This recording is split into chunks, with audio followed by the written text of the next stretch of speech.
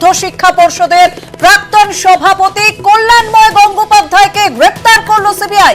কল্যাণময় গঙ্গোপাধ্যায়কে গ্রেপ্তার করলো সিবিআই। এখন কল্যাণময় গঙ্গোপাধ্যায়ের অবস্থান কোথায় জানবো, আমাদের সঙ্গে প্রতিনিধিরা থাকবে। তবে আপনাদেরকে আরো একবার জানিয়ে রাখি, নিয়োগ দুর্নীতি তদন্ত করছে সিবিআই, ইডিও তদন্ত করছে আর্থিক তছরূপের দিকটি। তবে ইতিমধ্যে কল্যাণময় গঙ্গোপাধ্যায় মধ্যশিক্ষা পর্ষদের প্রাক্তন সভাপতি, তার বয়ানে একাধিক অসঙ্গতি মিলেছে, যে কারণেই তাকে গ্রেপ্তার করা হলো। সিবিআই মধ্যশিক্ষা পর্ষদের প্রাক্তন সভাপতি কল্যাণময় গঙ্গোপাধ্যায়কে গ্রেপ্তার করলো। কি অভিযোগ ছিল, কেন গ্রেপ্তার করা হলো, এই সমস্ত বিষয়গুলি আপনাদের সামনে তুলে ধরবো। তবে এই মুহূর্তে আমাদের সঙ্গে রয়েছে প্রতিনিধি অনুপ। অনুপ, তোমার কাছে কি আপডেট রয়েছে একবার জেনে নিতে চাইবো যে কেন গ্রেপ্তার করা হলো কল্যাণময় গঙ্গোপাধ্যায়কে।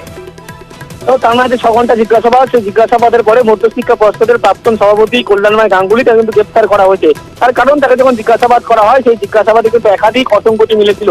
এই 6 ঘন্টা জিজ্ঞাসাবাদ, সেই জিজ্ঞাসাবাদ দুপুর 12টার মধ্যে তিনি যখন এসে পৌঁছন, প্রথম দফায় যখন জিজ্ঞাসাবাদ হয় সেই জিজ্ঞাসাবাদে কিন্তু বারবার তিনি প্রাক্তন শিক্ষামন্ত্রী পার্থ চট্টোপাধ্যায় এবং এসপি সিনহা তার দিকেই কিন্তু আঙুল তুলছিলেন এবং তার নির্দেশেই এই সমস্ত ঘটনা ঘটেছিল বলে এমনটাই কিন্তু সিবিআইকে জানাচ্ছিলেন। যেহেতু সিবিআইয়ের কাছে একাধিক তথ্য প্রমাণ ছিল, তার বাড়িতে যখন তল্লাশি করা হয়েছিল সেখান থেকে একাধিক গুরুত্বপূর্ণ নথি উদ্ধার করতে পেরেছিল, একাধিক ভুয়ো নিয়োগপত্র, সেখানে কিন্তু তার বিরুদ্ধে সই করার তথ্য প্রমাণ মিলেছিল।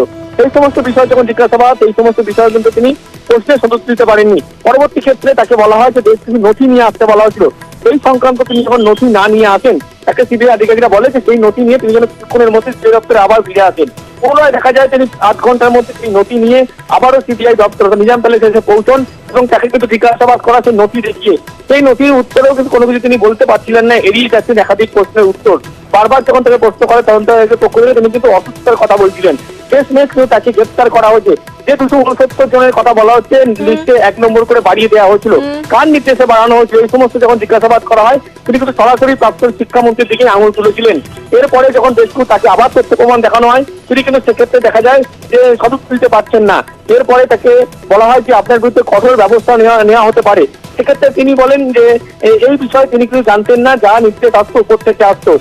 তখন তদন্তকারীদের পক্ষ থেকে জিজ্ঞেস করা কোন উপর থেকে আসতো, সেক্ষেত্রে তিনি উত্তরে জানান যে প্রাক্তন শিক্ষামন্ত্রী পার্থ চট্টোপাধ্যায় তিনি কিন্তু নির্দেশ দিয়েছেন। সেক্ষেত্রেই তিনি এই নিয়োগপত্রে কিন্তু সই করেছিলেন। যে 1 নম্বর লিস্টে 52 কথা উল্লেখ করছে, ভুয়ো নিয়োগপত্রের কথা বলা হয়। এই নিয়োগপত্রে বলা হচ্ছে যে ভুয়ো নিয়োগপত্রে তিনি সই, তার একাধিক সই তথ্য প্রমাণ মিলেছিল। সেটাও তিনি জানান যে তার নির্দেশ না, উপর থেকে নির্দেশ ছিল বলে তিনি সই করেছিলেন, এর মধ্যে তার কোনো বিষয় নেই। সেক্ষেত্রে যখন একাধিক প্রশ্নের উত্তর তিনি এইভাবে এড়িয়ে যাচ্ছিলেন, যে টাকার কথা উঠে এসেছিল সেই সমস্ত বিষয় কিন্তু সেখানেও কথা দিতে পারছিলেন না।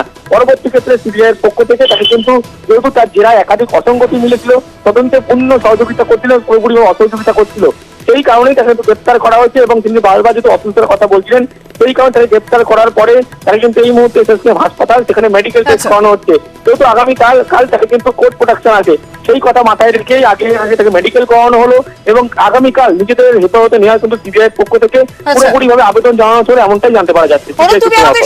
অর্থাৎ সকাল থেকে যে জিজ্ঞাসাবাদ করা হচ্ছিল কল্যাণময় গঙ্গোপাধ্যায়কে, মধ্যশিক্ষা পর্ষদের প্রাক্তন সভাপতি, শিক্ষক নিয়োগ দুর্নীতি নিয়ে যে তদন্ত করছে সিবিআই, সেখানে একাধিক প্রশ্ন তাকে করা হয়েছিল। 269 জন, যে চাকরিগুলি ইতিমধ্যে আদালতের নির্দেশে বাতিল হয়ে গিয়েছে, 269 জনের যে চাকরি দেওয়া হয়েছে, 1 নাম্বার করে যে বাড়িয়ে দেওয়া হয়েছিল, সেই নাম্বার কার নির্দেশে বাড়িয়ে দেওয়া হয়েছিল, এরকম একাধিক প্রশ্ন কল্যাণময় গঙ্গোপাধ্যায়কে করা হয়েছিল। কিন্তু তার বয়ানে অসঙ্গতি, একাধিক বয়ানে অসঙ্গতি মেলার কারণেই কল্যাণময় গঙ্গোপাধ্যায়কে গ্রেপ্তার করা হলো। সিবিআই তাকে গ্রেপ্তার করলো। এই মুহূর্তে আমাদের সঙ্গে রয়েছে প্রতিনিধি উজ্জ্বল। কল্যাণময় গঙ্গোপাধ্যায়, তাকে গ্রেপ্তার করা হয়েছে, এখন সে কোথায় রয়েছে, কি আপডেট রয়েছে তোমার কাছে?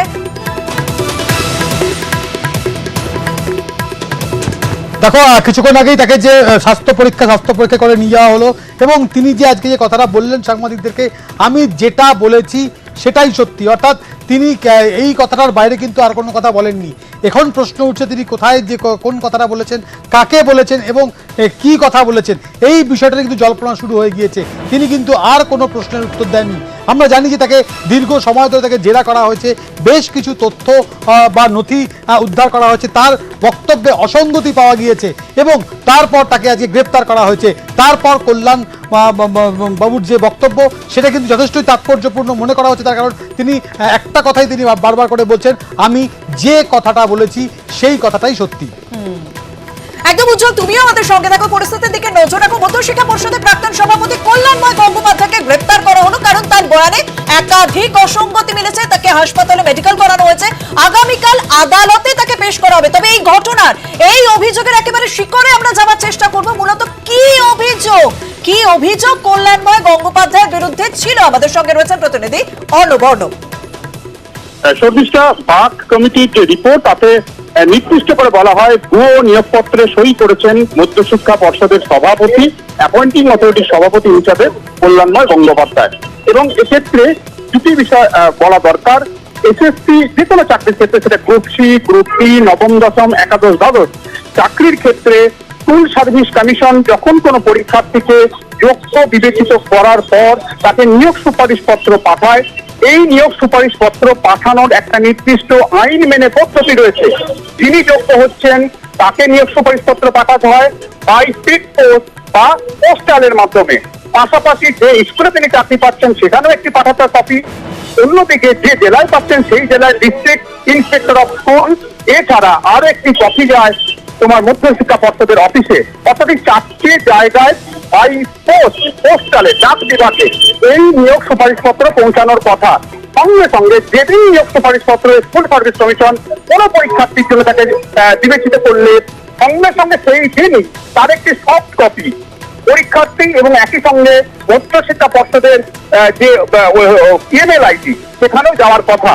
এক্ষেত্রে এই নিয়মটি ভাঙা হয়েছে, অর্থাৎ স্পিড পোস্টে পাঠানো হয়নি নিয়োগ সুপারিশপত্র বাই হ্যান্ড, হাতে হাতে ডক্টর এস.পি. সিনহার মতো কিছু মানুষ যারা এই বিষয়ের মধ্যে যুক্ত রয়েছেন তারা হাতে হাতে পৌঁছে দিয়েছেন মধ্যশিক্ষা পর্ষদের অফিসে। কল্যাণময় গঙ্গোপাধ্যায় পর্ষদ সভাপতি হিসেবে যিনি নিয়োগপত্র প্রদান করছেন তিনি সেখানে সই করছেন এবং তিনি হাতে হাতে নিয়োগ সুপারিশপত্র নেওয়ার পর নিয়োগ পত্র দিচ্ছেন, অর্থাৎ অ্যাপয়েন্টমেন্ট লেটার ইস্যু করছেন। এখানেই মূল গণ্ডগোল, যেটা বিচারপতি রঞ্জিত কুমার বাগের কমিটি বলছে, যেটা সিবিআই তদন্ত সামনে এসছে। এই ক্ষেত্রে বারবার কল্যাণময় গঙ্গোপাধ্যায়কে সিবিআই জেরা করে এবং জেরায় জানতে চায় এভাবে কি ভুল নিয়োগপত্র, মেয়াদ উত্তীর্ণ একটা নিয়োগ সুপারিশপত্র তিনি গ্রহণ করলেন কিভাবে, হাতে হাতে নিয়োগ সুপারিশপত্র কিভাবে গ্রহণ করলেন, তিনি যেখানে আইনটা সম্পর্কে তার সম্যক ধারণা রয়েছে।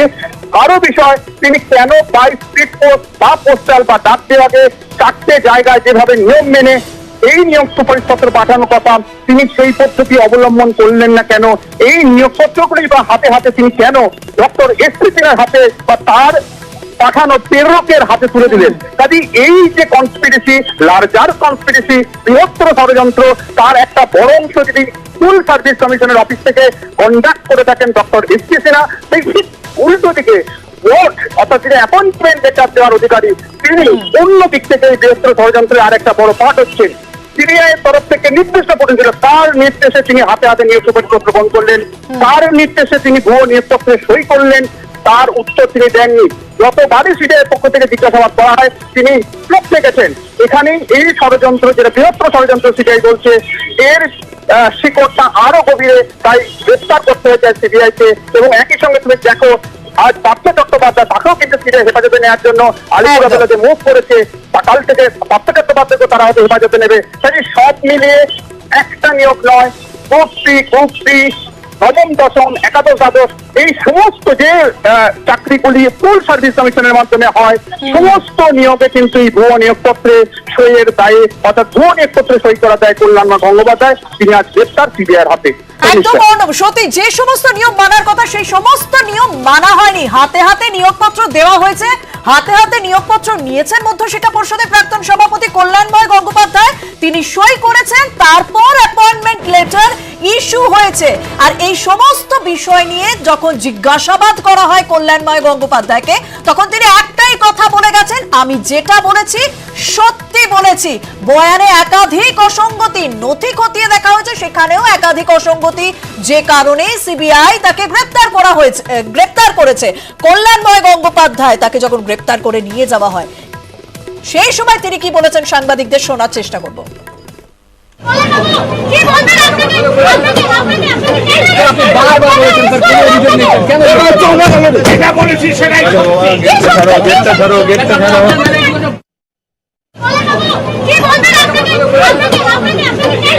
বারবার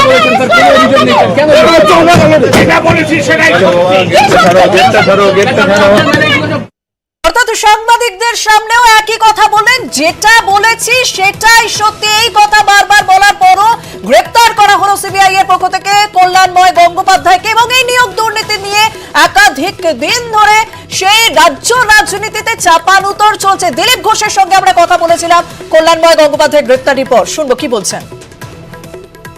যে দুর্নীতি হয়েছে এত বছর ধরে হয়েছে, ফলে এই সময় যারা ওখানে নির্ণায়ক ছিলেন বা এই সিস্টেমের সঙ্গে যুক্ত ছিলেন সবাই কোনো না কোনো ভাবে তাই হয়তো তারা দুর্নীতি করেননি, কিন্তু দুর্নীতি হতে দিয়েছেন, কিংবা দুর্নীতি কিভাবে হয়েছে জানেন, তাদের চোখের সামনে হয়েছে।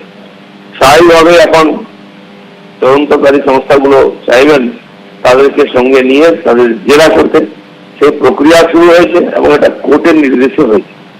এর বিস্তার অনেক দূর অব্দি, অনেক জালও বিছিয়েছে, অনেক লোক যুক্ত আছেন, বিরোধিতা সেদিকে এগোচ্ছেন সত্যি পৌঁছাবার জন্য। তো সেই দৃষ্টিতে আমার মনে হয় সেই দিকেই একটা পদক্ষেপ।